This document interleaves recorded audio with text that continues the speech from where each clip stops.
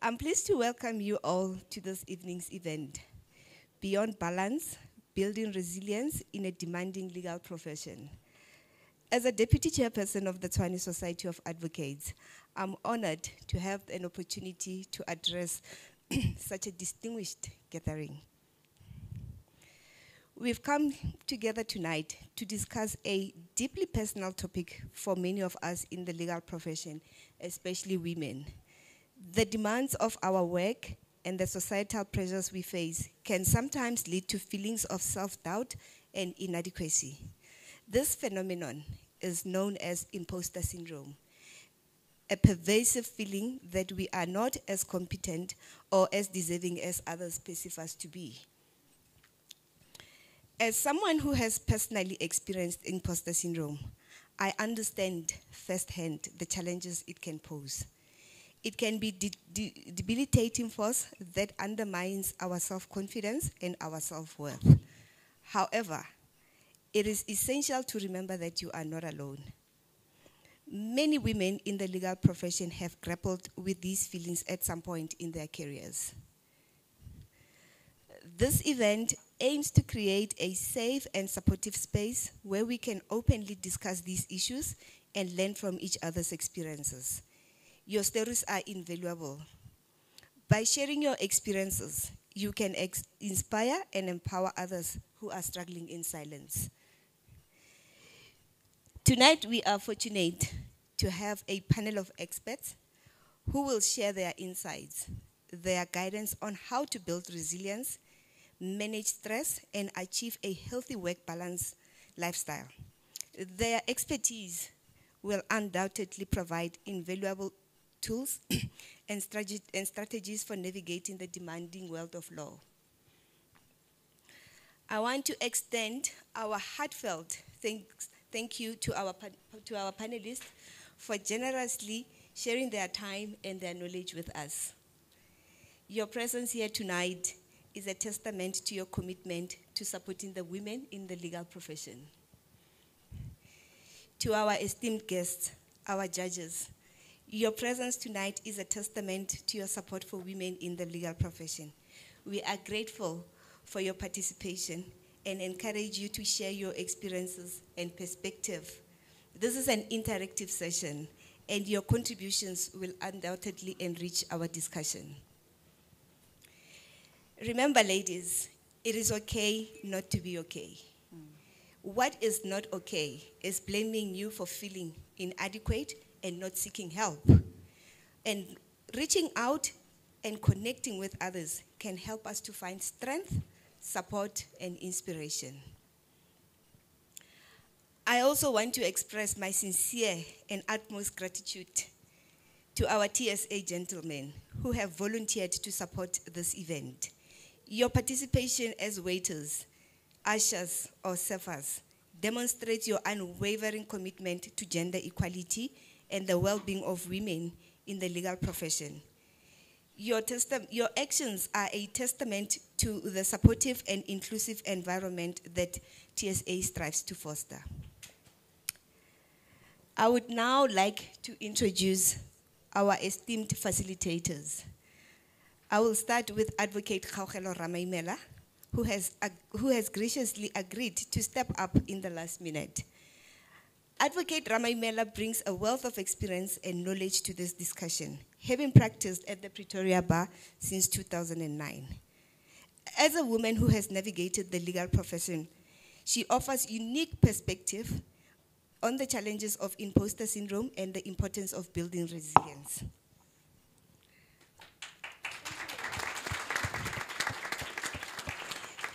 The same applies to Advocate Juliana Bukanzo Temani, having been admitted in 2017 and is currently practicing as an advocate at the Pretoria Bar.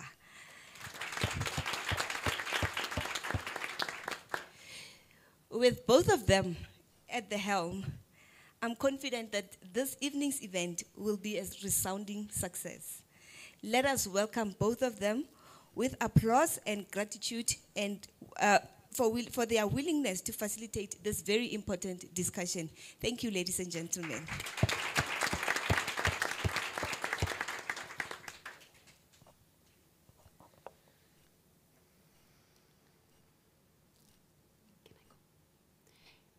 Good evening, everybody, and thank you so much for making the time.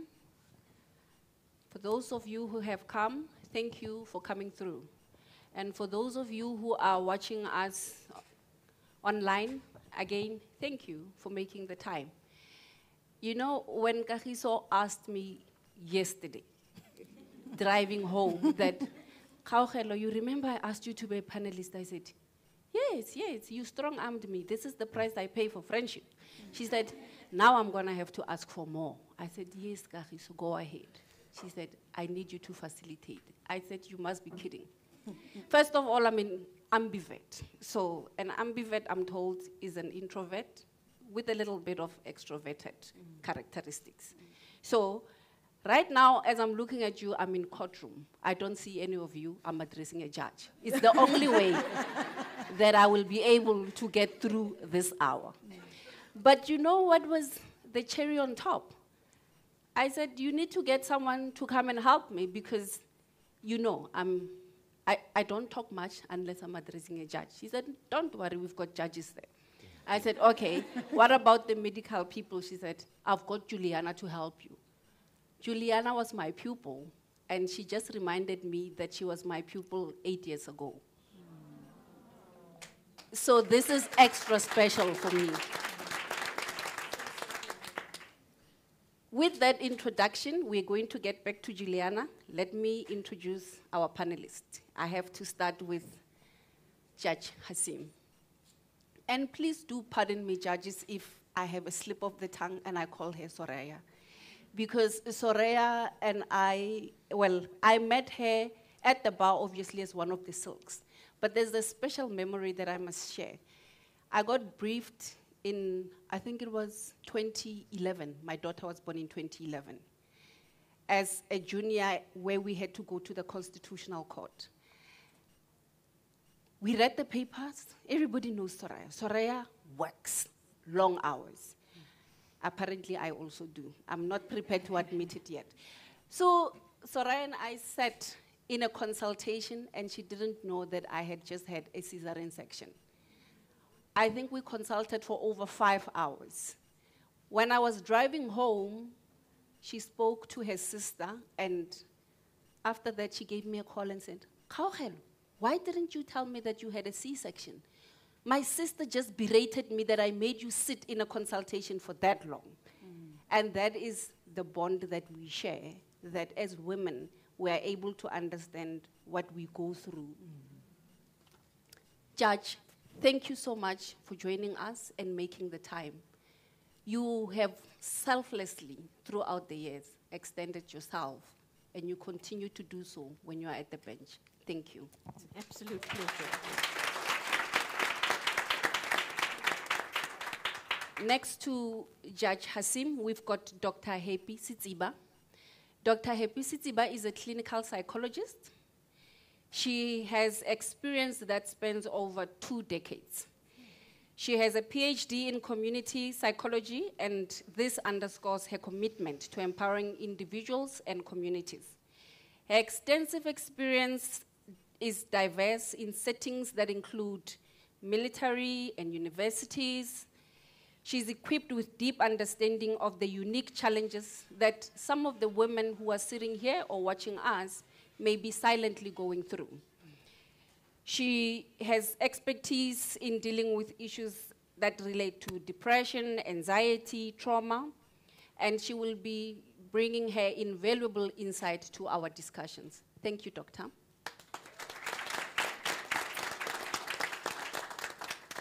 I'm going to skip Juliana because she's going to introduce herself when we're done with the rest of the panelists. Sitting on my left is Dr. Kweli. She's a psychiatrist with an exceptional record in healthcare. Her experience spans just under 2 decades, approximately 15 years. Dr. Kweli has dedicated her career to treating a wide range of conditions and specializes in depression. Her expertise aligns perfectly with our discussion because, as you would have researched, like I did frantically yesterday, some of the underlying conditions would be depression that most people are not aware of. So she will delve into that and share her insights so that we leave better knowledge and equipped with how to deal with these issues. Next to oh, yes, please give a round of applause. Next to Dr. Hwili, we've got Ms. Magano. And those of you who are wondering, yes, they are sisters. And Ms. Magano is an industrial psychologist, and she's pursuing her Doctor of Philosophy in Industrial Psychology. Her doctoral research focuses on the impact of CEO and top management burnout on company performance. So this will provide a unique lens to examine the interconnectedness of imposter syndrome and burnout among women in the legal profession and in high demanding professions. Please welcome her.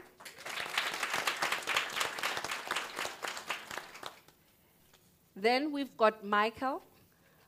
Michael, please, how do I pronounce your surname? Tomaitis. Tomaitis, thank you. Michael is a seasoned fitness instructor. I don't think you guys need me to tell you. You can see for yourself. He has a decade of experience in functional training, strength conditioning, and nutrition planning. His dedication is to inspiring healthier lifestyle, leading industry with innovative training programs. And again, it aligns with our topic today. I am sure he will be able to tell us how it all fits in with with imposter syndrome and depression and anxieties and other things that will be discussed by our expert. There to our far right is Jacques. Oh, sorry. You see, I told you, I think I'm in court. Thank you so much, everyone. And then we've got Jacques Oosthuizen. Jacques is a founder and owner of UGen, a pioneering company dedicated to empowering people to lead healthier lives. I think most of us can identify with that with a fast-paced career, the long hours, we often forget to eat healthy and lead healthier lives. He will be here to share those insights with us and how to go about it and try and take better care of ourselves. Thank you so much. Let's give Jacques a round of applause. And then to the star, Juliana. Am I audible? Sorry, I'm going to try and keep my octave as low as possible because I naturally speak quite loud.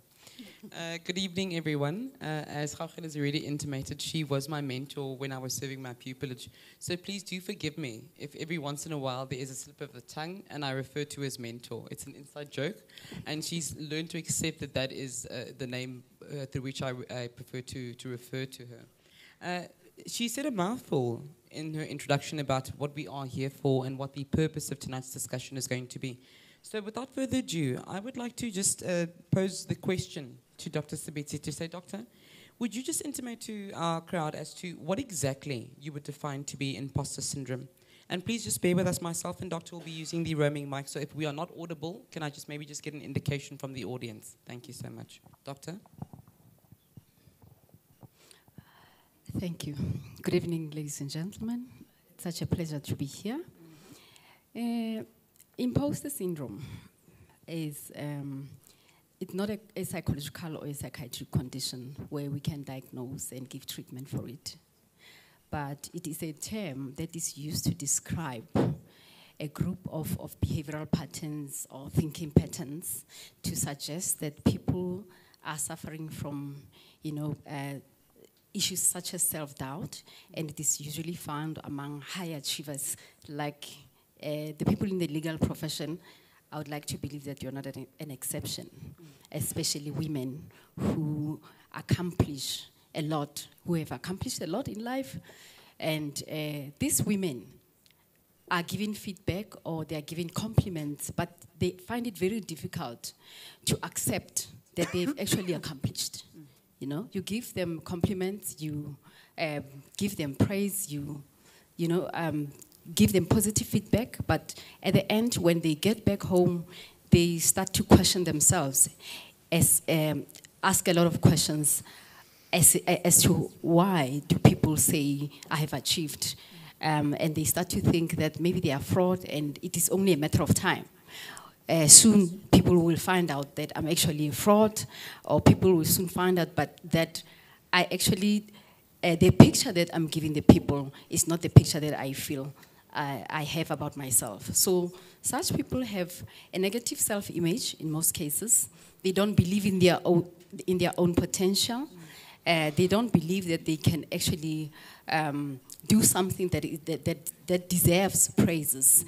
And in most cases, these people suffer from negative self-image, low self-esteem, and it makes them go in what we call a vicious cycle, a pattern of having negative beliefs about themselves, not believing people when they give them positive feedback, and they push themselves too hard towards achieving something that they feel will make them feel satisfied about their achievement. They are never satisfied about their achievement, despite, meaning there's never an end, you know? They continue to push themselves, and such are susceptible to conditions such as stress, burnout, and depression. Thank you so much, Doctor, for that very detailed response. I think I would just like to take it back a few steps and ask maybe, how can one identify the triggers for this imposter syndrome, and what would basically offset this imposter syndrome? Thanks, Doctor.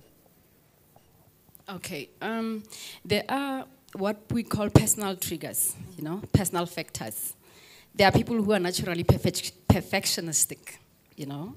They are rigid in their approach to tasks. They want to make sure that, you know, they exhaust whatever possible, you know, whatever possible the thing there is to achieve their goals. So they are never satisfied. Their end goal is to achieve perfection. And that is not reality. No one is perfect. No one can ever get there, you know. Another personal factor is people who are naturally who naturally have or are prone to conditions such as depression, and they are self-isolated, you know. And then there are also environmental factors that we don't have control over, such as the family background, you know, the way we were raised. We all come from unique circumstances that shape us, that shape the person that you are today. No? We believe as psychologists or mental health workers that everybody comes from an environment, from a family, where they are taught certain patterns, you know, patterns of interaction that impact on the way you respond to the world. By the time you grow up, you are launched into the world. You have already learned a lot of things from the family. You've already learned whether it's pressure to succeed, because some families do that without them being aware that they're actually putting pressure on kids to succeed. And because children can't distinguish between right or wrong, sometimes their moral judgment is still developing. So they end up assimilating everything they're given by their family, and when they go outside in the environment, they tend to continue with the same traits, having the belief that the world will receive them the same way as their family received them. So there are, you know, a number of factors at play. Not one factor, you know, contributes to a person having imposter syndrome.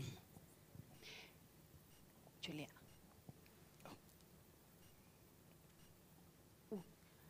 I'd like to follow up on what Dr. Sitsiba said, and I'd like your comment, Ms. Magano, because she touched on an issue of when you have imposter syndrome. Sometimes one of the triggers could be, perfectionism. And when you strive for perfectionism, obviously that thing doesn't exist. And I'm one of the first to admit that perhaps that is one of the problems I have. You know, when you are drafting, and you can never get to a stage where you think this draft is good enough to go out so that it can go before court. I think some of the colleagues would be able to identify and attest to that. And adding on that, because you are never satisfied, you are trying to achieve perfection, which you can't get, then it touches on one of the specialities that you deal with, which is burnout. If you can explain how this pursuit of perfectionism leads to burnout and what burnout is. Sure. Good evening, ladies and gentlemen, and the people online. Burnout is a state of chronic exhaustion. You are constantly tired. And how normally it offsets itself, there's 3 characteristics. The first one will be emotional exhaustion. That is the overarching element of burnout, where you detach yourself emotionally from everything, be it work, be it your family, be it yourself as an individual. So you become so exhausted that at some point in time you become also unaware of your surroundings. The second part of burnout is depersonalization, to a point where you completely detach yourself, either from work, either from your family, to a point where you basically exist in isolation. Like Dr. Sitiba was saying, you exist in that little bubble of yourself. The third factor of burnout is professional efficacy, where you feel, I am so inadequate in my own job that anything else that actually relates to work, I don't actually want to deal with it. So as you are going through all of these stages, you reach a stage where you are completely burnt out.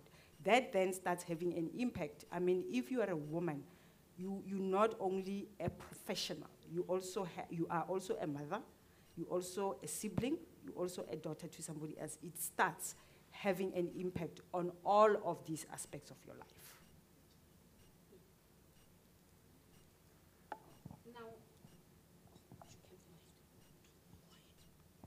Thank you so much, Ms. Magano. I think we ought to follow that up on the initial introduction of the concept of imposter syndrome. And Doctor's given us a very elaborate explanation as to what it is. I would like then to tie it into this concept of burnout and say that, do people get burned out because of the imposter syndrome, or could they just be mutually exclusive to one another? And the burnout is just also a consequence of the fact that because we wear all these multifaceted hats, especially as women, we end up finding ourselves in a situation where we are not able to apply ourselves equally or in equal measure in all the respective hats that we wear. I think let's then rather speak to how does one try to achieve that balance? Because I think ultimately everyone has gathered that the entire discussion is centered around a holistic approach towards health and wellness. And I would like Ms. Magano to touch on, she has explained previously to me that there are 5 aspects that one needs to focus on when you are taking into account holistic well-being and health. So I'd just like her to expand on those 5 aspects, and I think they will also draw the audience and the listeners on the online platform as to how one avoids finding themselves in a situation where they are potentially burnt out. Thank you.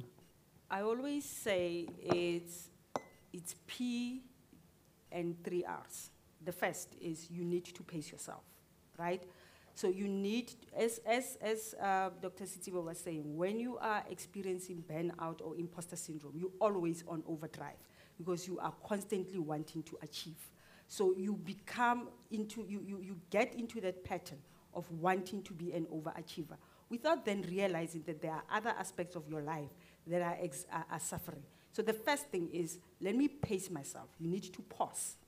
You need to pause, then you rest, you reflect, and then you regroup. Whilst you are doing that, you also now need to have an understanding that as a human being, you don't exist in isolation. Your whole body is a system. You can't say, I'm taking the head there, I'm taking the hands there, I'm taking the feet there. You need to have an understanding that, one, you need to take care of your physical self. You need to take care of your psychological self, which is the mental. You also now need to take care of your spiritual well-being. And spiritual well-being can mean anything to anyone, whether you believe in the African, you have a belief in the African system, or you are a Christian. You also now need to nurture that spirit. Yeah. Thank you so much for that. I think we're going to now get Dr. Khwele to come and give her perspective because as we've indicated, it's about trying to achieve that holistic balance. And I'm going to emphasize that quite a bit. Please don't tire of that phrase because the theme of this evening is holistic approach towards health and wellness. especially for women that find themselves in the profession. And just before I hand over to Dr. Khwele, I think we ought not to confine these issues to just women that find themselves in the legal profession. Because what I've realized from this panel discussion so far, what's been elicited, and from the audience here, that these are more prevalent than we like to believe. And I think that just sitting here this evening with the audience that is here and everyone that has had something to say is very reassuring, because sometimes we go in isolation and feel these very daunting feelings. But it's very reassuring, I think, to understand that we sit with a judge, Judge Hasim, my apologies, who's been practicing for many, many years. And since I've come into practice, I've known her as a silk. We sat in the same building. Then there's my mentor, Khawkhelo, who's also been practicing for many, many years, just shy of 15, if I'm not mistaken. And I come in and I'm 7 years in practice, but we all, at some level or to some degree, feel these feelings and go through these emotions. So I think that's very important to note, to say that it doesn't seem to escape any one of us, and therefore we ought to be holistic in our approach towards finding solutions. So with that being said, Dr. Khwele, could you just please give your psychiatric take on the aspects and the issues that we are discussing currently? Thank you very much. As psychiatrist, good evening, everyone. I'm glad to be part of the panel. In psychiatry, we mostly see patients when they are now in severe kind of disorders, where we now are required to give medication, prescriptions and antidepressants and that.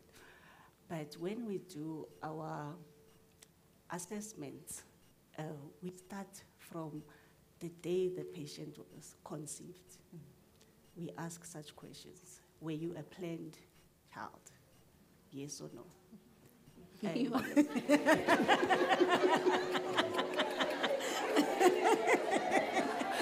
It's very heavy, it's very heavy. It's getting personal now. And we find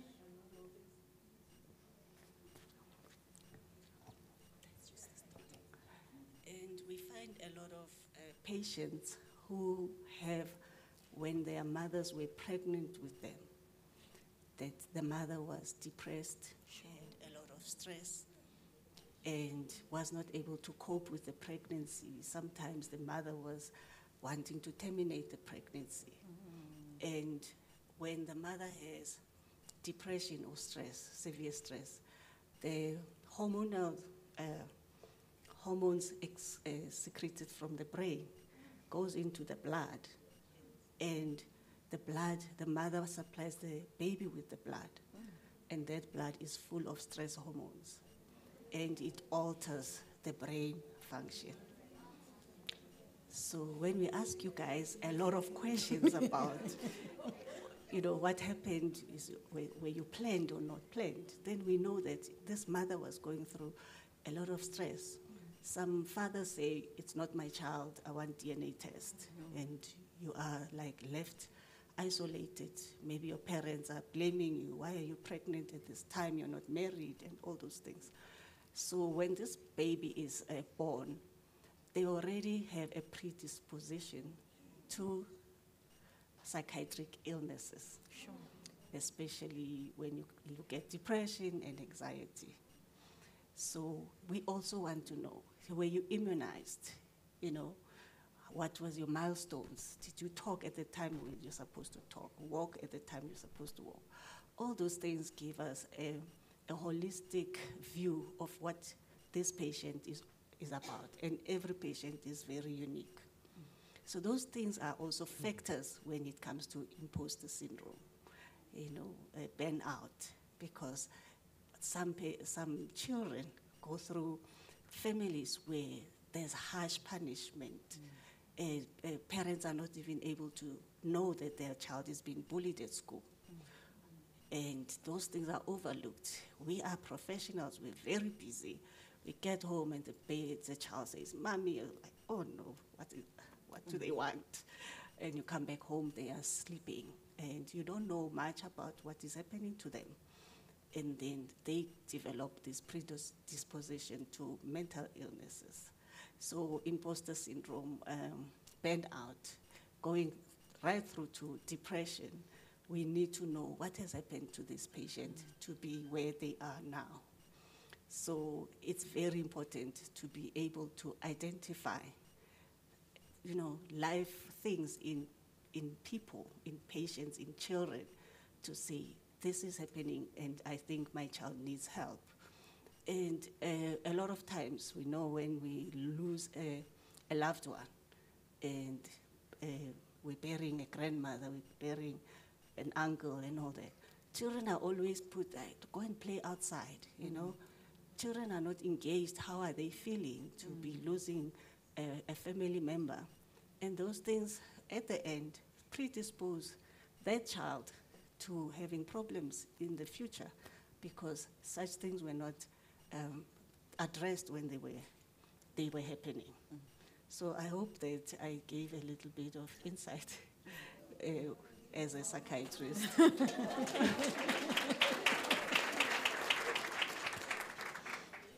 Well, doctor, it looks like you gave a mouthful. Sure. Isn't it interesting to find that a multitude of factors determine the human being that you are sitting in that chair right now? Without wasting any further time, ladies and gentlemen, we are running a little bit behind schedule, which we do apologize for. I do want to give over to Dr. Sibiti because there's an aspect that I just keep on hinging on, and it's the holistic approach to it all. I think doctors said a mouthful insofar as the psychiatric aspect and all these factors that can come into play. But I want Dr. Sibiti then to speak to the fact that in order to get well, because once you've realized that there are these underlying factors, there are these situations and background factors that have put you in the situation, how does one then get help? Having taken into account that you don't even suffer in a vacuum, that a lot of us actually do go through these struggles on the daily, how does one then go about approaching the situation? I'm going to hand over to Dr. Sibiti to discuss that, and then I would like Judge Hasim to also just elaborate on her experience insofar as these topics are concerned, without putting her too much on the line. Thank you so much. Thank you. Let us first talk about help, the word help. It means different things to different people, For instance, the society that we find ourselves in, has categorized people somehow.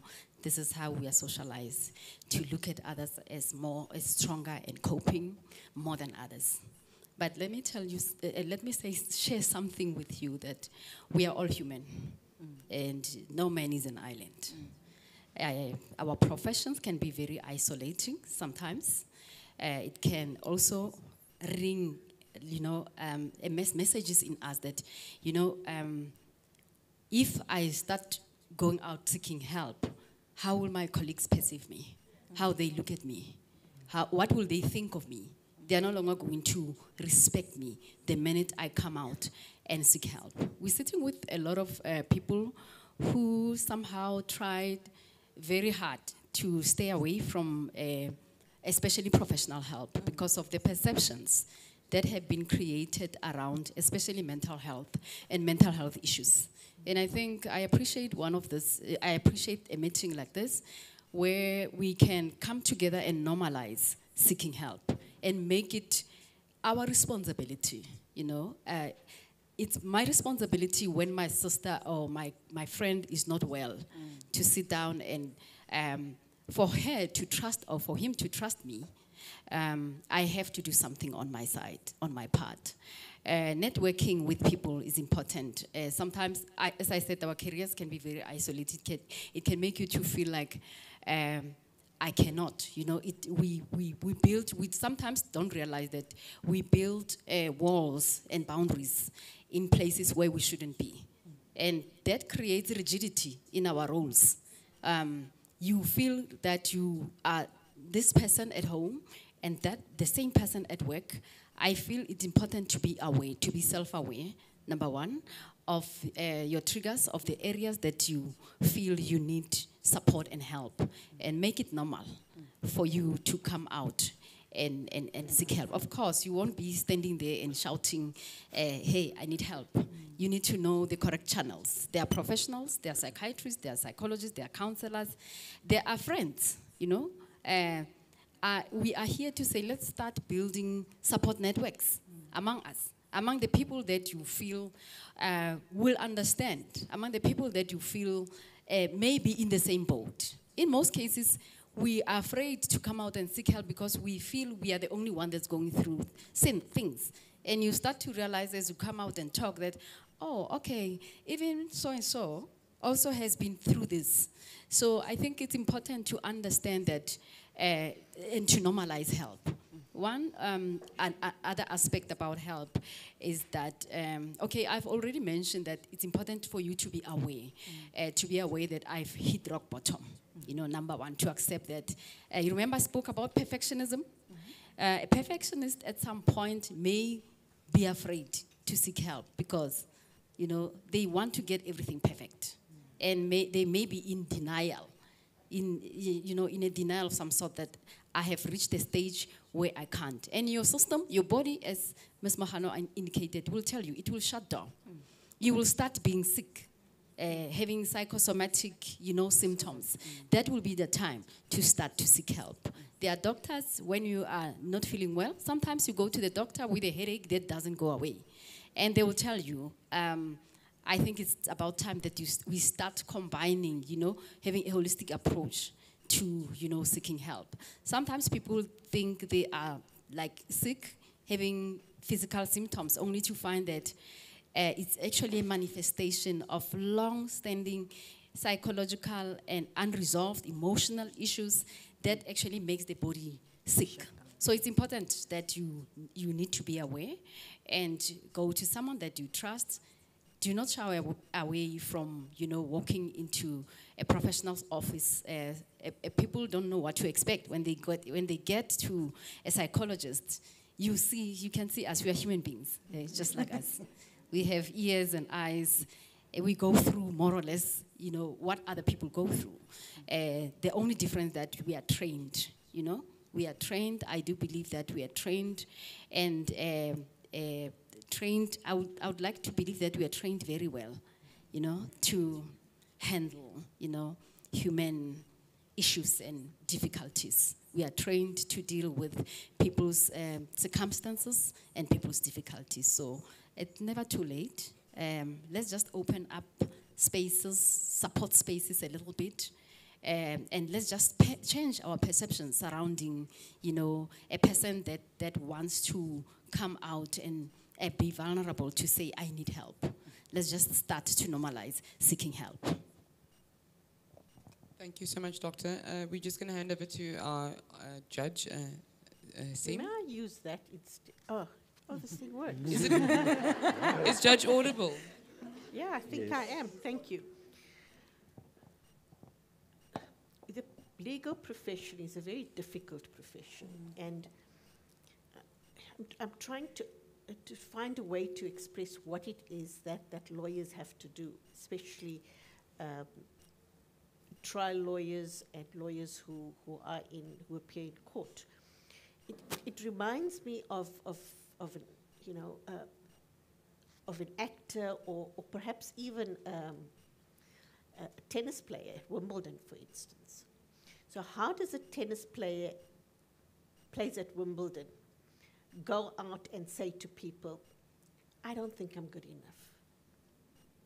So the legal profession is a competitive profession. Your friend is your competitor. Weakness, any show of weakness is failure in itself. It's perceived to be failure. And I think that's what makes it very difficult to open up when it comes to the legal profession. I didn't know what imposter syndrome was until I saw an article that Michelle Obama says that she's got imposter syndrome. And so what on earth is this? And so I Googled it. I thought, my word, I feel like this, I feel like this, I feel like this. Oh, I have imposter syndrome. And I read some more about it. The other thing about the legal profession is it's unforgiving. You're not allowed to make a mistake. You're not allowed to make a mistake. So while I hear the professionals telling us, you don't have to be perfect, for me in the legal profession, you can't be anything but perfect. Nothing, anything less than that is not good enough. And it's because of the responsibility that lawyers carry. And I'm not only talking about attorneys or advocates or judges or anybody else. I'm talking about the legal profession as a whole. You're not allowed to make a mistake because your mistake has consequences for somebody else. It's a huge burden. And when I was driving, I thought to myself, you know, so what makes the legal profession so special that we think we've got to be perfect? But I wouldn't want to go to a heart surgeon who says, I'm not perfect. Good gracious me, I don't want to go under his knife or her knife. So while I understand that one does not have to be perfect, you're allowed to show signs of weakness, I'm not sure that the legal profession allows for that. And many times I've done things, I thought, but this is not good enough. Somebody else is better. I hear so many young practitioners say, but you know, I don't even know how to do this. And I said, but I've looked at you, I've heard you, I've seen you. There's absolutely nothing wrong. The two people, one is an extremely close friend, and I said to her, you're a damn good cross-examiner. And she said, no, I just got lucky. I said, you got lucky? How did that happen? I had a bad witness. Oh, I said, and the other trial? There it was not such a difficult case. And the other one? So it goes on like that. You put yourself down all the time. But one of the things I think that does help is when you have a close network, you have a small support group, a support group you can trust, that you can go up to and open up without being concerned that what you consider your weaknesses are going to be publicized.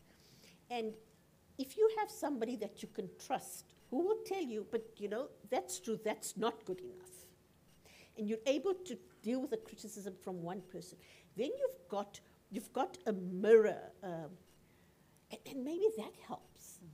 For me, I've seen it with people. And it's so easy now to do these things on social media. You know, have a group of 5 people on a WhatsApp group and say, I had a terrible day, I think I'm useless, I can't do this. And let somebody else who knows you tell you about yourself. But you must be able to open up. You must feel safe to open up. Because if you don't do that, there's not going to be no help for you. And it's of course, it's something that you would like to think, but does it have to be a lawyer? I think for me it has to be a lawyer, because there's just very few people that would understand that. There's nobody that can understand those deadlines. Nobody understands just how important it is for something to be absolutely perfect. So another lawyer can help you identify that. But also you need to be able to identify, I'm feeling depressed, I'm feeling anxious, I'm feeling unwell. When those butterflies get really, you know, running around you feverishly, then you need to be able to acknowledge that. Because once you do that, then you can reach out to somebody. And if there's somebody you trust, they could say to you, I think you need to find professional assistance. And professional assistance doesn't mean, as the health professions will tell us, that you're crazy and you've got to get into the first psychiatric facility and that you're going to be there for a long time. You can be taught how to think differently. And I only know this because members of my family are psychologists. And I've never tried it, but I'm told there's methods of therapy, such as cognitive behavioral therapy, that teaches you how to think differently. I've never tried it, and maybe I should have, and maybe I should, because you put yourself down all the time. But just because you feel that way doesn't mean that everyone sees you that way. Thank you so much, Judge. That was actually very insightful, and I found it to be highly assistive. I must say, I resonate in particular with what you've mentioned about the coping mechanisms that one ought to employ insofar as trying to remedy the situation. But there was something else that I wanted to pose to Dr. Sibiti, because, you know, when one considers what we are told is imposter syndrome, there's an element that I think we need to hone in on, and I don't think we speak enough about this, and that's one, the ability to procrastinate yourself into trouble. That's the first one. The second one, and I say trouble because, as judges said, as a lawyer, you will find yourself in dire straits if you've procrastinated yourself to a certain point. The one is the procrastination, which, and Doctor will enlighten us on this aspect. I'm of the view that also comes from a certain level of an inner sense to self-sabotage. So because you don't believe that you're good enough for this opportunity, you will procrastinate, you will not apply yourself because you already anticipate that the end result will not be the perfection that is expected on the other side.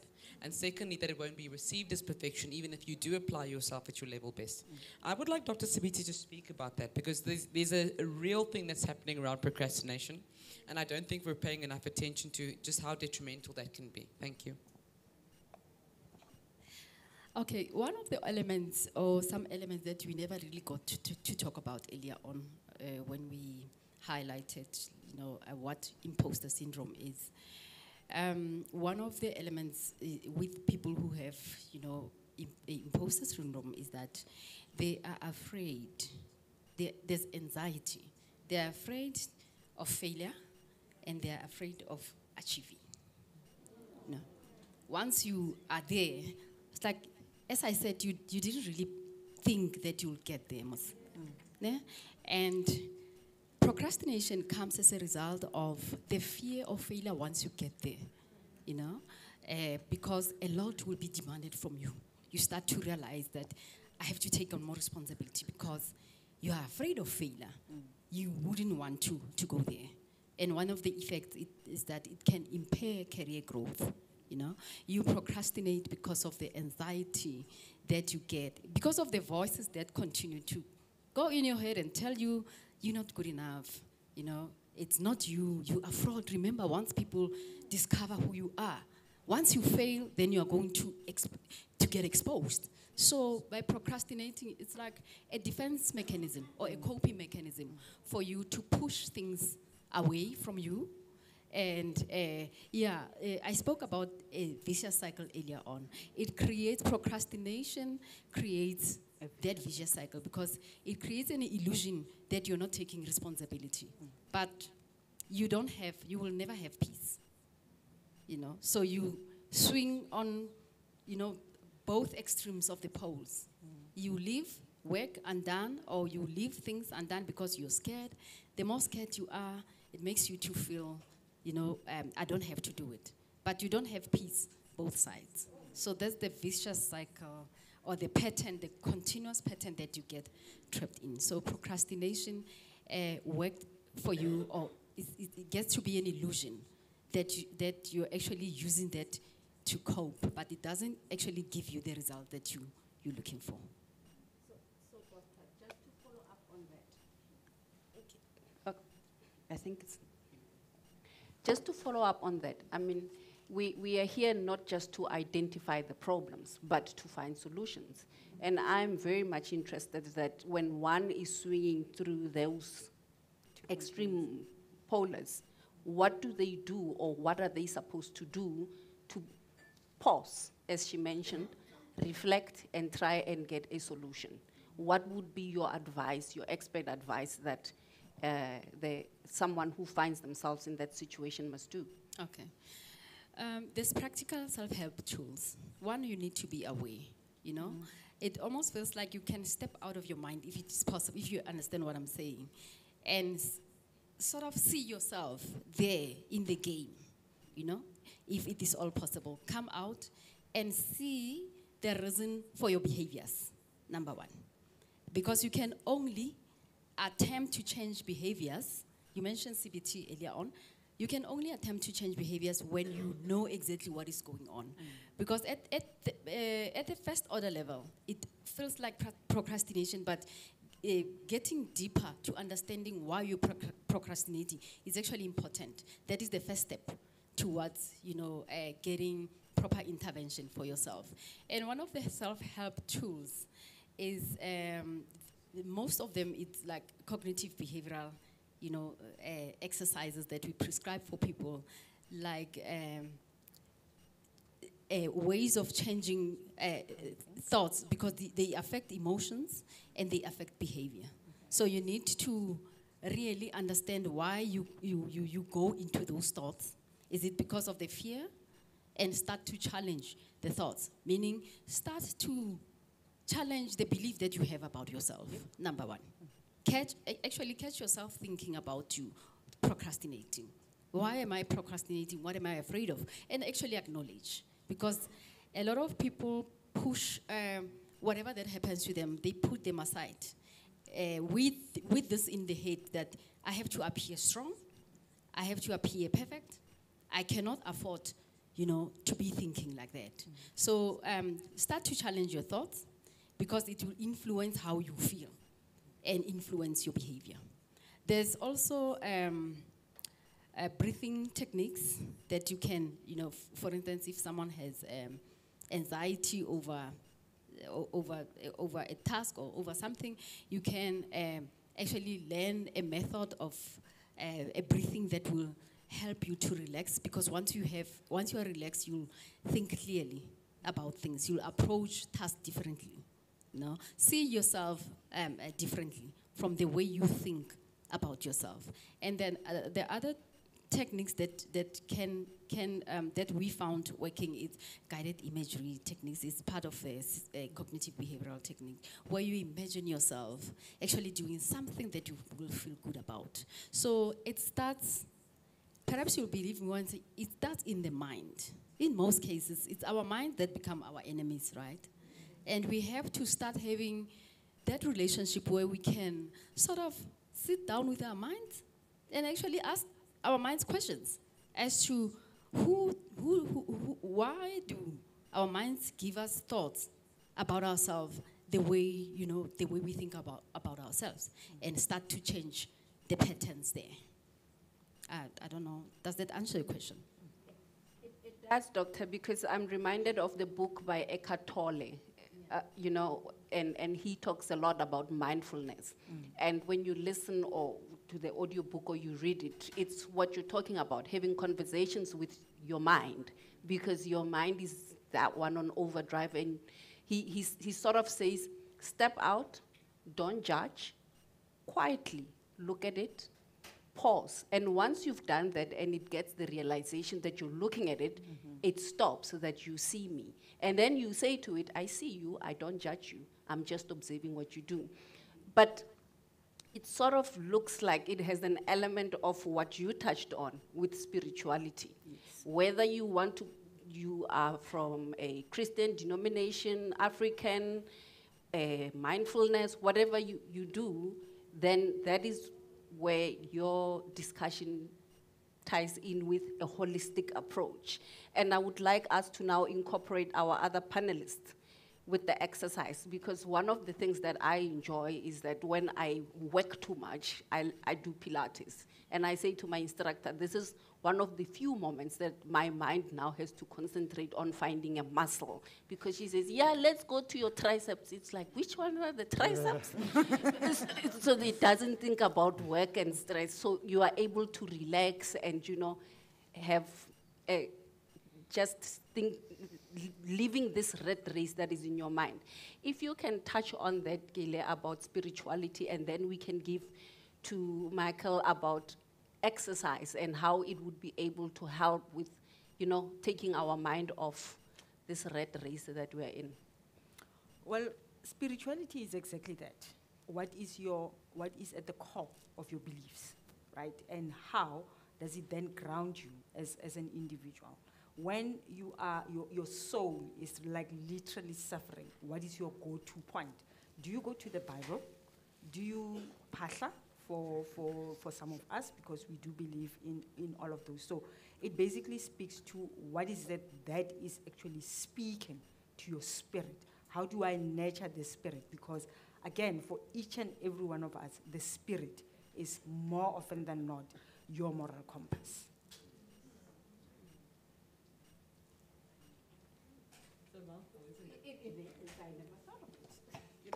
I think one once again, we ought to understand, and I think what Gile is emphasizing is the fact that the one cannot flourish in the absence of the others, that we need to learn to take care of all of these aspects that we're mentioning.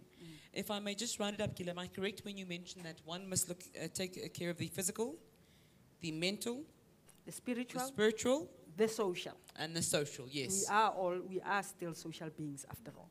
Yes. So as and when you get time, when you are now resetting, because remember the reset is you looking at yourself holistically. Make time, go in and see your friends. We're talking about making it a point that at least once a month you go for a massage. You connect with your friends, you connect with your family, you connect with your siblings. That you still, after all, a social being. Yeah. Thank you so much, Gile. Hi everyone, I hope you can hear me. I think today I want to keep it quite simple and touch on two main factors. The first one is obviously the release of endorphins when you train. From my experience, most of my clients obviously have their fitness goals and come to me to achieve those fitness goals that they have in mind. But after the long term, you obviously reach where you want to be. But the reason why they keep coming back and why they actually continue to train is, sorry about that, the feeling they get when they train. The release of endorphins like we spoke about earlier, and that happy feeling when you're in the gym, when you finish the gym, which brings me on to my second point, which is I can only imagine how busy you all are, what a work day looks like for you after work, your schedules. All I can say is keep it simple. Keep it as basic as possible. There's too much information out there with social media, with the internet, all these new diets, training protocols. All I can say is try your best to move in your day. If you have 30 minutes in the morning, go out for a walk. Try to get to the gym if you can, and also keep that simplicity going into your diet as well. So with that being said, the one thing that I always focus on and try to teach my clients when it comes to dieting and food is to keep it simple in terms of calories in versus calories out, and try to learn the basics of dieting. Basically, in a day, if you are eating less than what you burn, and that comes into the whole moving and all of that as well, you will start to reach your goals. You will start feeling better, healthier, and all of that. And that also ties into a week as well. So you cannot only focus on this during the week, because oftentimes people are very focused during the week. They try their best to stick to something very hard, and they're very hard on themselves as well. And that goes into that exhaustion state on a weekend where you just can't anymore. Thank you.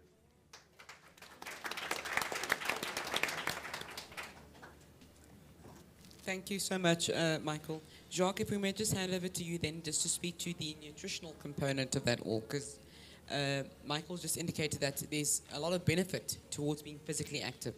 Would you then just please address us on the benefits of nutrition and keeping a very nutritious diet and approach towards one's lifestyle? Thank you.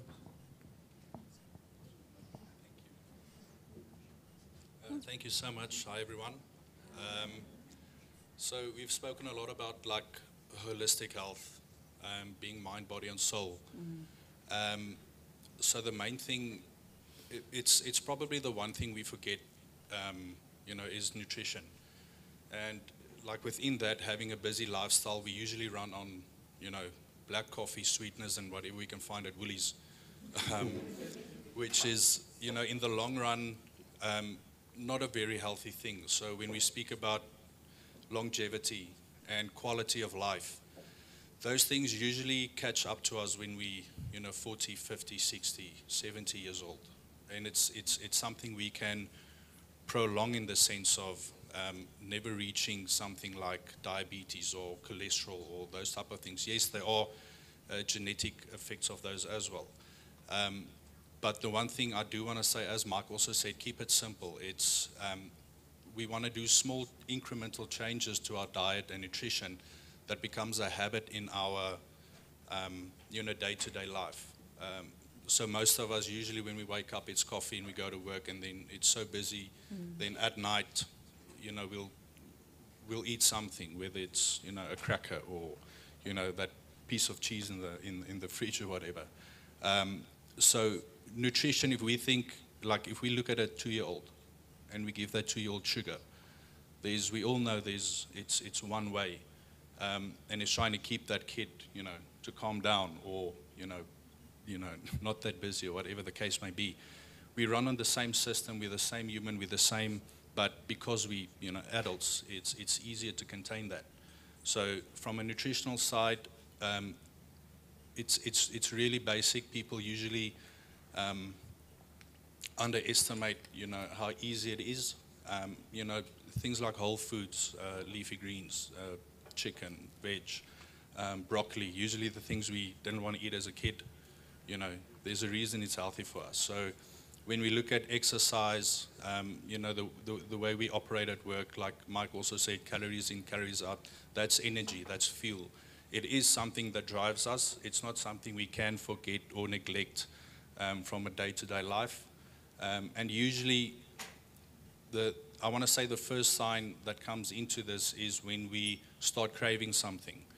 I almost want to say it's not too late, but at that point we should have already eaten something, whether it's small or big or whatever the case may be, whether you follow intermittent fasting or whatever the case may be. There are a lot of ways to incorporate nutrition within your lifestyle and within the busy schedule you keep, regarding training, work-life balance, all of those things as well. Not to ramble on as well, but if there are any questions afterwards as well, I'm happy to take that as well.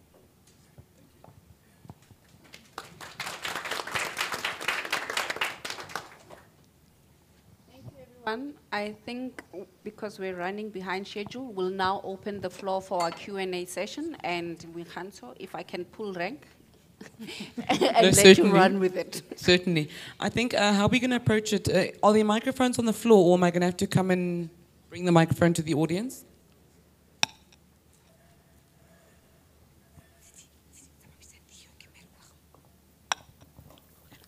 Thank you so much. So we'll be taking questions from the audience. We do once again apologize for running slightly behind schedule.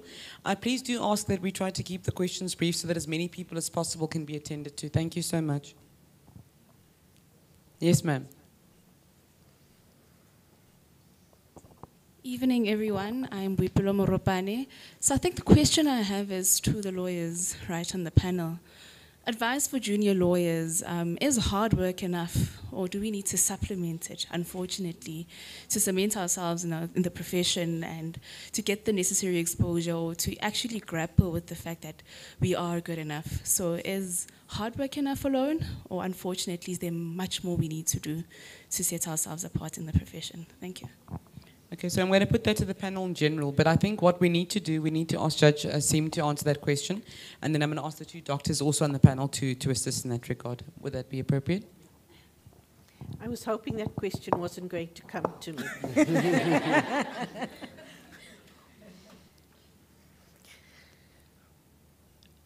I think hard work counts for a lot. But I think over the years, realized that you've got to strike a balance. Yeah. It's not easy, but you've got to strike a balance. I think one of the things you've got to do is you've got to be good to yourself. So you work hard and be good to yourself. I've been told, and maybe I didn't learn that early enough, and maybe I'm still learning, is you work hard, but you work smart. Mm. And there's lots of methods in making hard work easier. And you need to develop a system, and maybe that's a talk for another day for lawyers, where you try and keep resources together which you can refer to very quickly if you've done it before, so you reduce the hard work you've got to do. But I think it's a balance, I think it's a system, and it's a system that we all develop as it suits us. But it's wonderful to learn from other people, and therefore networking is so important. With a close circle of friends who would tell you how it is that they make their hard work easier. It can be something like color coding a document or using flags or whatever it is. So yes, hard work's important, but you can make that hard work easier. Sure. I hope that assists somewhat. Thank you so much, Judge. Any other questions from the audience? Can I please just maybe dispense with this side and then we'll come that side? Please, I've noted the questions on that side. Yes, ma'am, in the beige jacket. No, I was saying I'm dispensing with that side. Thank you.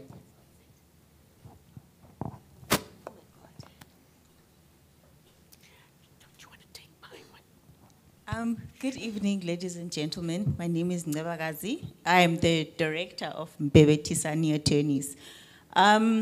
Judge mentioned earlier that lawyering in and of itself is difficult. Your decisions, your drafting have significant and sometimes dire consequences. And my question is to you, Doctor. When it comes to mental health, and I understand we need to give ourselves time and be aware or more aware of ourselves when we are drifting through the pendulum of procrastination and trying to be perfect and finding a solution. What are some of the time management tools that lawyers can use to sort of deal with procrastination without necessarily needing to call you? Because if I had a therapist, I think I would call her 5 times a day. So I think I need to find a much more simpler, if there is, of a solution. Thank you.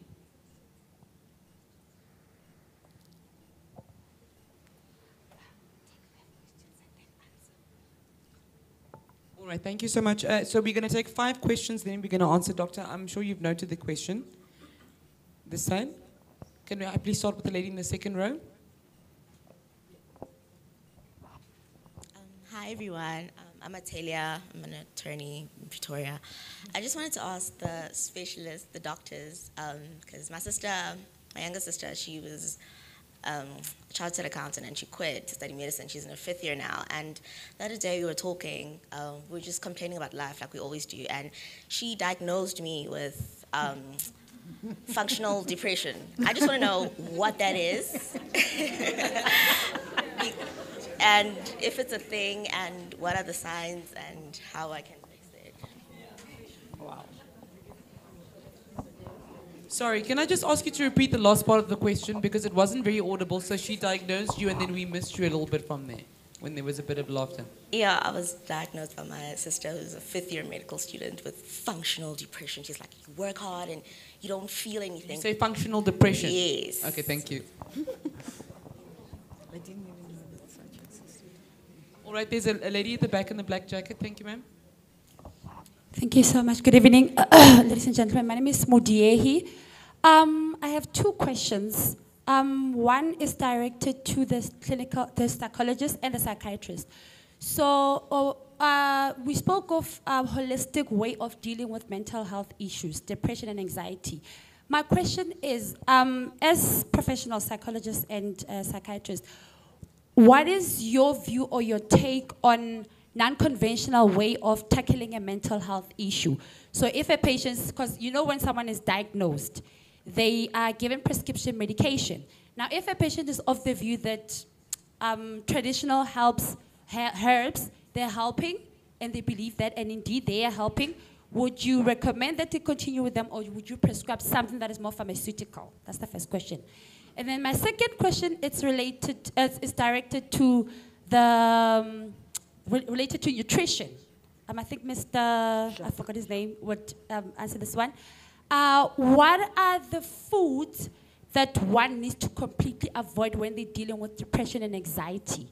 And what are the foods that one needs to focus on in tackling a mental health issue such as depression and anxiety? And with regards to alcohol, so my questions are based on personal experience because I was diagnosed with those conditions. Alcohol, I was told that it's a no-go area. What is your view on that? That after the diagnosis, once one is tackling the condition, would they be able to take alcohol here and there, or it's a completely no-go area? Thank you. Sure. Thank you so much. I think let me just hold it there because that question was quite compounded, and I think I'd like to give the doctors a chance to answer it as succinctly and in as much detail as possible. So we're going to limit it to those 3 questions, and then after that we'll take another round of questions. Thank you.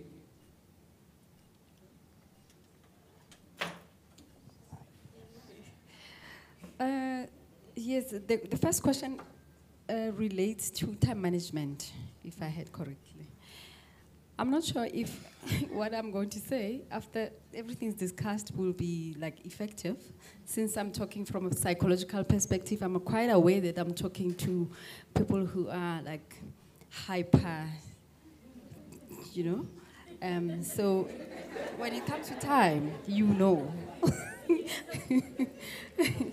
Yeah, your priorities, number one. And I think that you'll probably start to think everything is a priority. But like I said, everything starts in the mind, you know. You have to prioritize on what you think is urgent and important, urgent but not so important, you know. That's how you go about prioritizing. And then the second thing is establishing a routine somehow. And as I said, I'm quite aware that you're talking to people that, you know, are in control of, you know, time. I highlighted prioritizing and then establishing a routine. It is better to establish somehow because you know when are your busiest times, more or less. And the fact is the body needs to rest at some point. Otherwise, you are really going to run yourself down. It's better to create a routine whereby you tell yourself that, okay, I'm going to sleep. If you decide I'm going to sleep for 4 hours, let it be there for some time and see if you will start to manage your task having given yourself a break for 4 hours. And then with time, you can increase it to 5 hours. Or you can reduce it as much as you want. But always keep this in mind, that you still need yourself at the end of the day to push those tasks that you feel are taking up your time. They're still you. So I feel it's important to put it as as one of your priorities, to prioritize time management.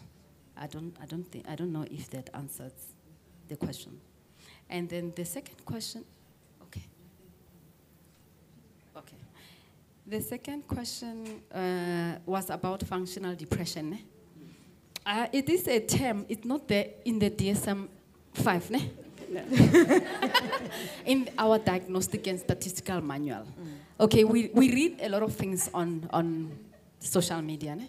And we give names, like I said, about conditions. Imposter syndrome is not there, it's not classified as a condition yet. But my understanding of functional depression is actually a depressive episode, or it is an episode, or what you experience over time and learn to function, to cope with it. Some people regard themselves as functioning effectively or functioning highly when they are depressed. It's just like somebody that will tell you that when I'm stressed, stress helps me to cope, to function better. It gives me a push. But always remember, you are going to get caught. Yeah. You know, you cannot rob your body. You don't decide what your body should do, at least for a long time. When it's tired, it will just shut down. And then the third question was about alternative medicine. Ne? We have quite a lot of experiences, especially recently.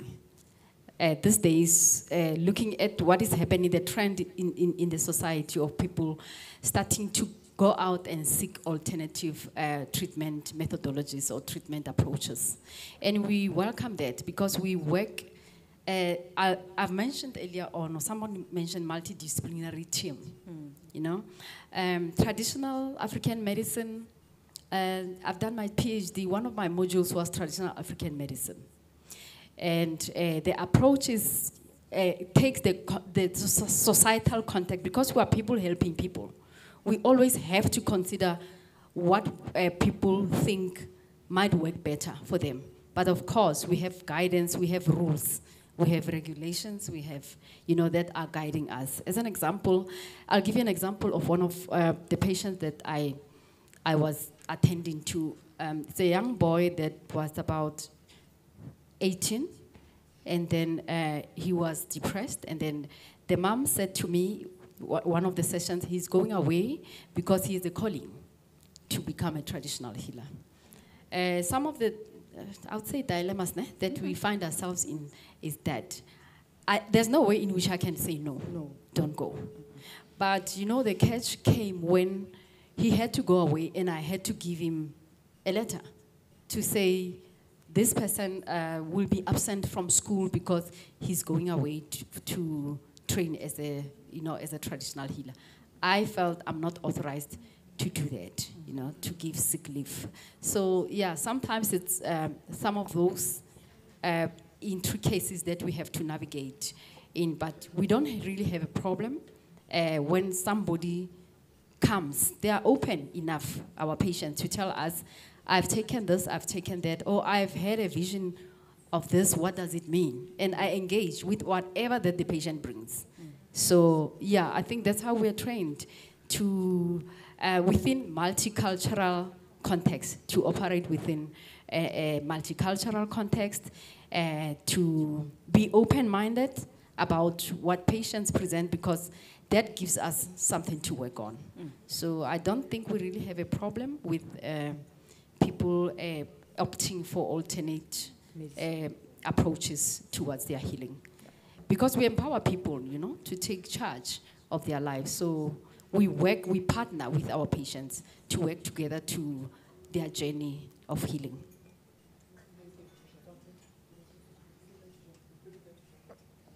Thank you, Doctor. Before we go to Jacques, there was also one facet of the question that was posed by the lady in the back. She also asked the use of substances such as alcohol, especially in persons who've been clinically diagnosed with conditions such as depression and anxiety, for instance. Can I maybe just have your input on that one? Thanks, Doctor.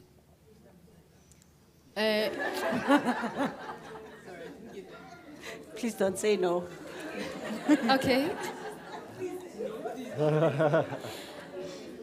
One of the coping mechanisms for many people is alcohol use or substance use. It's a coping mechanism. I'm sure the psychiatrists will agree with me that we see a lot of patients who come forward with substance and alcohol use. And some claim that it works for them. We don't know how. Maybe it does. We don't know. But you can't, you know, there is what we call drug interaction. You can't be taking medication and alcohol at the same time. You are compromising something at some point. Thank you so much, Doctor. I think we're going to open up the round of questions. Thank you so much. I was going to actually say the doctor will cover it, but you know what I wanted to do, to open the round of questions. But maybe Dr. Khwele, then let's deal with this one, with the substance induction. Thank you so much. We find a lot of patients, when they come to us, they're already having a substance abuse problem. And many are not aware that they are self-medicating. They start experiencing symptoms, and alcohol takes, you know, you don't care, nothing is wrong with you when you are intoxicated. And I always explain how the alcohol affects your brain cells. The medication we give, for sleep or for anxiety, it works on the neurons in the brain, and it interacts with neurotransmitters. So alcohol does that. it can make you very calm and you can sleep. And the problem is alcohol has a half-life of about 2 hours, where it's active in the blood, it's at its peak, and it can make you feel drowsy, you sleep well, or you think that you're calm. The problem is the liver metabolizes the alcohol, and your kidneys excrete it. So you are having the effect that is up, and you are having what you want, and then goes down, and it drops. So the medication we give for anxiety and sleep, they are benzodiazepines that work like alcohol. But the thing is, these are medications that are tested, they are made in laboratories, they have a different half-life. So your sleeping medication can be effective for 8 hours. You're asleep or 6 hours. But alcohol, then when the alcohol levels drop in your blood, the brain cells become very excited. Then people, they say, I sleep for 3 hours and then I'm hyperactive. It's because the brain cells now are not having the alcohol anymore, and now they're becoming excited. So with our medication, there is a half-life, and there is a time that you must take the medication, and there's a time that you're not supposed to take the medication. So with the question about traditional, healers, I'm in the view that traditional healers must be part of our MDTs. Because when people believe that it works for them, and you come and you say, oh, I know it all, you must take this medication and don't do this and don't do that, the patient will never come back to you. They will just go and they will do what they feel that it helps them, and you don't gain their confidence. So with patients, when they come and they tell me, I have a calling, I'm supposed to do this and that, I have to go to the Kobela and all that. Many times I challenged their thinking. There was a young girl that was doing matric, and she had to go for traditional training, and she had to get out of school and go and do this 3 months or something. She dropped out of training as a Sangoma. And when she had done the training, then she goes back to school, but she's not functioning. She's failing everything. And now, then I asked her, but why would your ancestors do this to you? Why would you did what they wanted, and now you're supposed to be functioning well and, at your peak, but you're failing? And then it challenges them to say, really, maybe let me try this medication. And if they don't want the medication, you empower them. And then the patient will come back and say, traditional medication did, or traditional healers didn't help me. Maybe I must try your medication. So it's always advisable to say, do it if you think it's going to work for you, not to impose because you think you know best about mental health and all that. So there was another question, when you talked about medication and alcohol. Oh, when you're taking medication and you also want to socialize, alcohol forms a whole lot of social activities. Everywhere there's alcohol. And there are two schools of thoughts where some mental health care practitioners will say, you're on medication, never touch alcohol. And there are those who say, let me empower you to reduce the harmful effect of alcohol. I'm in the school of thought of reducing the harmful effects of alcohol. I never say patients must stop, but I empower them. How do you drink less? Take a cooler bag and buy 4 zero alcohol drinks, and then put your 2 Heinekens in there. So when your friends are there and they see you just sipping, they don't know that you're now sipping zero alcohol drink. Because this school of thought that says you must stop, then you're saying to the patient, when you come back from work, if you pass a pub, don't go through that road. Take another route to the house. These friends that you were drinking with, cut them out of your life. And now we're reducing this patient to be isolated because when you go to family events, there's alcohol. Now we say, don't go to family events. Don't go out with your friends. And this patient now has a poor support system. A support system is very, very important. I want to make an example. I know I talk a lot. When I was training to become a psychiatrist at Vescopis, University of Pretoria, patients would, like you see them for ward rounds, and this patient was very, very upset, you know. We deal, at Vescopis, we deal with a lot of severe mental illness, like schizophrenia, where this person is not functioning and they have to be taken care of permanently in an institution. And those patients still, like this patient is crying and saying, they say, the other patients are saying, I'm useless, I'm a nobody, and all that. And I'm like, why would they say such a thing? And then he says, because I don't get visitors from home. So they say that you're so useless, you don't even have family coming to visit you. And that shows even a person who is so mentally ill, like a schizophrenia patient, still feels that they are important because of support systems. So we have to emphasize support system, because even your partner at home, if they're not aware of mental illness, you're now hiding your pills and you know, because they're saying, what is this depression? There's nothing like depression. You're a weak person. You're supposed to do this and do that. Drink this and you'll be fine. And yeah, so with alcohol, I teach my patients, when you drink your pills at 8 in the evening, make sure your last glass of alcohol is 2 hours before you take your medication, because then the alcohol is being metabolized and it's out of your system. But then I also teach them how to control your alcohol intake, because if you don't control it, it's obviously going to harm your body.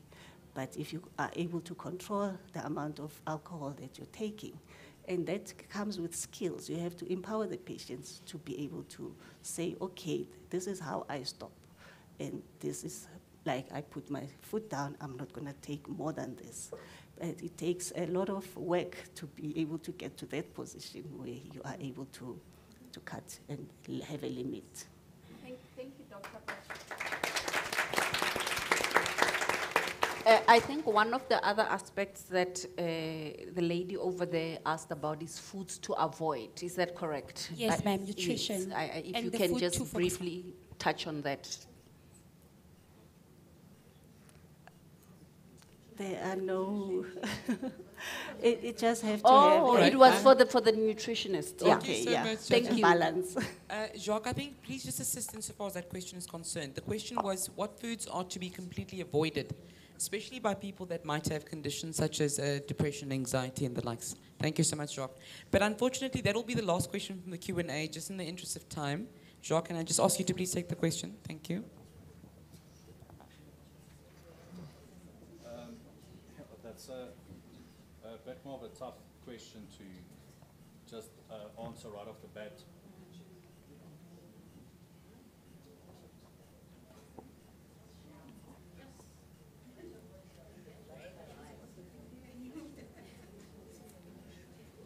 Sure, thanks, man.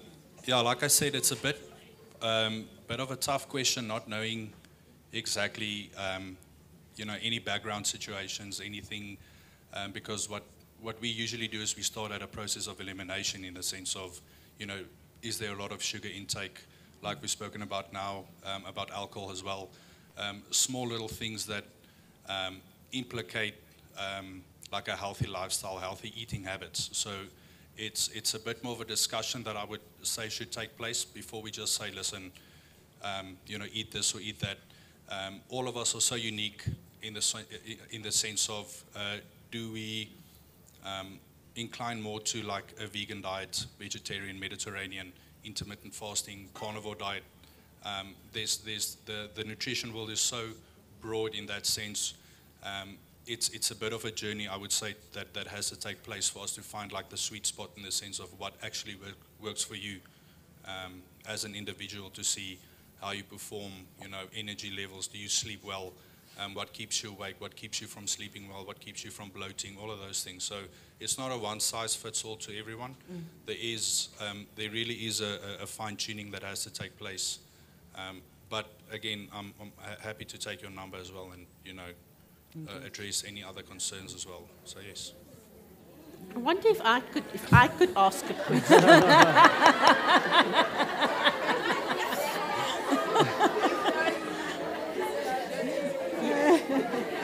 Question I want to ask is not so much what you should avoid, but what you should try eating. Foods with rich in vitamin B, for instance, they can help with stress levels. So instead of saying what to avoid, what would you encourage people to eat? Things like nuts, foods that are rich in certain nutrients and minerals that actually would give you a lift as opposed to bring you down. Yeah, 100% in that as well. The food that works for me won't necessarily work for you as well. So we usually start off with a lot of green leafy vegetables, and then your normal roast mixed veg as well. We want to keep, I would say, protein would be the number one focus, the number one priority, and then adding healthy fats, like you said now, nuts, avocados, whole. Those are omega-3, omega. Yes. Is it omega-3 or 6? We usually work only with like 3 and 6, especially like 3 being the most prominent one, and then fish as well. So certain fish, something like tuna, for instance, very easily accessible, but carries a lot of fat as well. So you kind of want to stick to things like hake, something that's more whole. Anything that you buy processed, I would say, steer clear from that. Anything that's whole foods that it takes a bit more effort and a bit more time to prepare. That's where I would say the sweet spot, the healthy spot is in the sense of what we see people supplement with when you think about curcumin or turmeric, garlic, those type of things. Those are very healthy things to incorporate within your diet as well. Things like, and especially like the oil you use. Anything that's bottled in like a clear bottle, when we look at like sunflower oil, those are things to steer clear from. We'd like to use things like olive oil. There's a reason it's a dark bottle, so that the sunlight doesn't compromise like the oil inside. So basic things like that. And I would also say, like, learn how to read labels.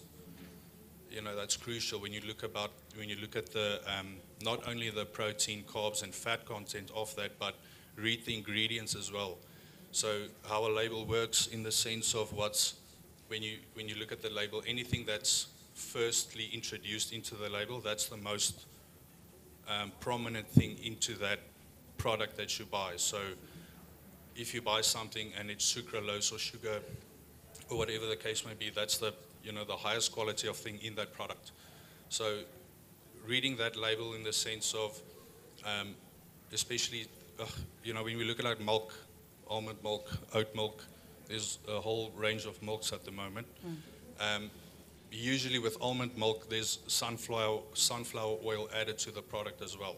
So you're thinking you're making a healthy choice, but I would say rather stick to something that we know, which is, well, we shouldn't drink milk or anything, to a minimum as a point. But with specifically towards your question, fighting depression or anxiety or things like that, I would say focus on whole foods in protein first. if that makes sense to you.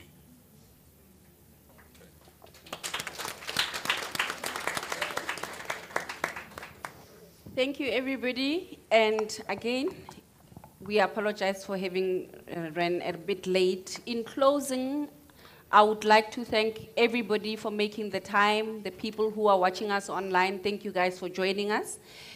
But just a few words to remind ourselves what our expert says.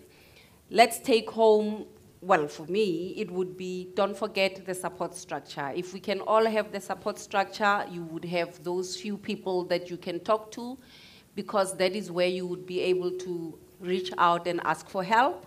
Self-awareness. Our industrial psychologist spoke about it. Look at yourself holistically and take care of all the other aspects. I, for one, need to take care of social. I know that's where I'm lacking. And also consistency. She spoke about it. Try and work out a routine. See if you are able to do more.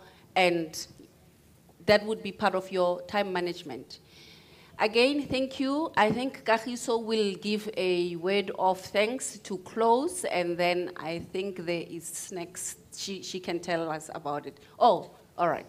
She's delegated to someone. Thank you so much. Sorry, just before I hand over to Clarice, I do want to say something, ladies, that if I conclude with one remark, it's the fact that we are all here and that we show up consistently, repetitively on each and every day, ought to count for something. I think that's the one takeaway that I'd like to take away from this evening. And further, just to reinforce the fact that when we are together and we are working towards a common goal, it shouldn't be that difficult a burden to bear. Thank you so much, everyone, for listening attentively. Thank you for your time this evening. Ms. Machana, over to you. Oh, Ms. Zulu?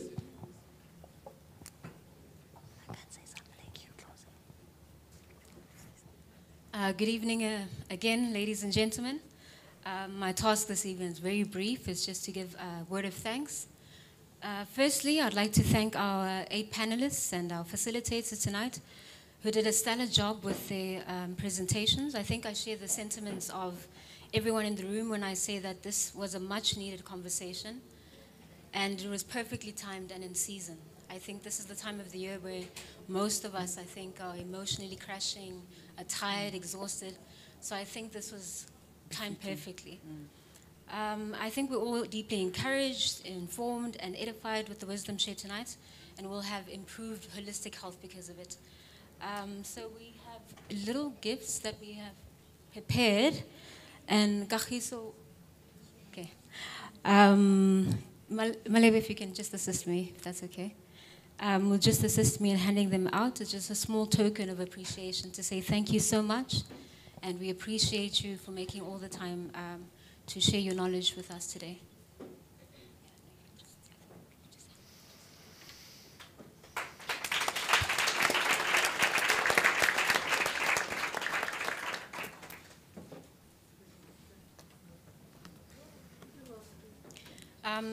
While they're still handing out the gifts to our panelists, I'd also take this moment to thank you all for coming. This evening wouldn't have been a success. I'm going to declare it. Okay, thank you very much. Yeah, this evening wouldn't have been a success without you. We appreciate you all for coming. And lastly, it would be amiss for me to not thank our event team, chaired by our Deputy Chairperson, Kagiso, as well as the cleaning staff, the media team that you see around you, our chef that's going to be serving us a light snack in the next few minutes, and the entire staff that made this event happen. Thank you so much.